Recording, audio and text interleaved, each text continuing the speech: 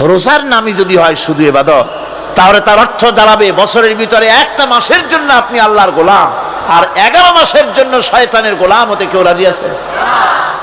তাহলে বিষয়টা কি? বিষয়টা হচ্ছে নামাজ, রোজা, হজ, যাকাতি শুধুমাত্র ইবাদত নয়, আনুষ্ঠানিক ইবাদত তো বটেই, কম্পালসারি ইবাদত তো বটেই, কিন্তু শুধুমাত্র নামাজ, রোজা, হজ, যাকাত ইবাদত শুধুমাত্র নয়, এগুলি হচ্ছে ইবাদতের পার্ট, ইবাদতের অংশ।